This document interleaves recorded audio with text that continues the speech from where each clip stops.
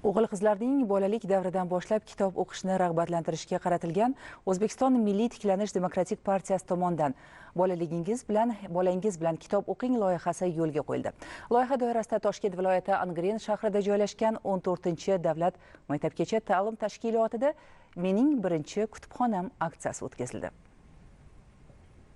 Tadqiqotlar shuni ko'rsatadiki, inson umri davomida oladigan asosiy ma'lumotlarning 80%ni maktabgacha bo'lgan yoshida qabul qilar ekan. Shuning uchun ham dunyoning rivojlangan mamlakatlarida bolalarni kitob bilan tanishtirish davri 3 yoshgacha etib belgilangan. Ana shu muhim jihatlarni e'tiborga olgan holda O'zbekiston Milliy tiklanish demokratik partiyasi tashabbusi bilan "Bolangiz bilan kitob o'qing" loyihasi amalga oshirilmoqda.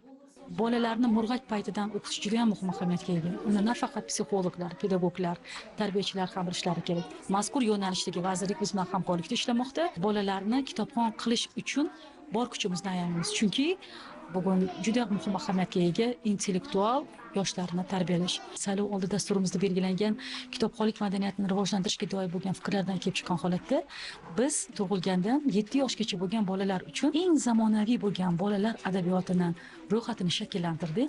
Eng sara asarlarni demak to'plab Milliy tiklanish kitob javoniga joylab uni bog'chalarga olib bormoqdamiz.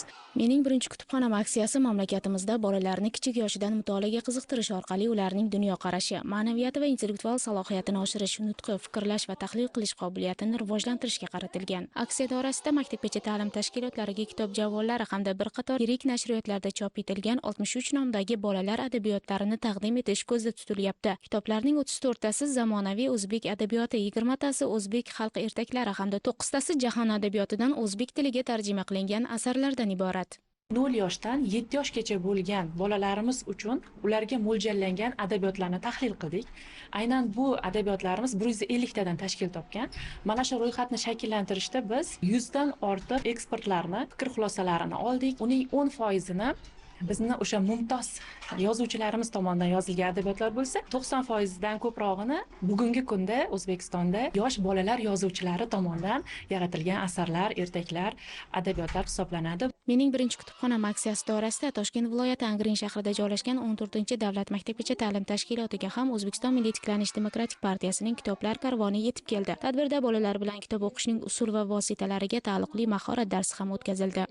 Milliy tiklanish demokratik partiyasi tomonidan kitoblar va javonlar taqdim etildi. Biz bundan juda ham xursandmiz. Albatta biz bu bolajonlarimizni kitoblar orqali tarbiyalab, ularni bilimlarini yana ham boyitishimiz uchun biz uchun katta sovg'a bo'ldi. Shuningdek, bolalar kitobxonligini rivojlantirishning dolzarb masalalari mavzusida ochiq muloqot tashkil etildi. Ota-onalar va tarbiyachilarga kichik yoshdagi o'g'il-qizlar uchun adabiyot tanlash hamda ular bilan birgalikda kitob o'qishda nimalarga e'tibor qaratishga oid maslahatlar berildi. Bolalar uchun tavsiya qilingan 150 ta asarning taqdimoti ham bo'lib o'tdi.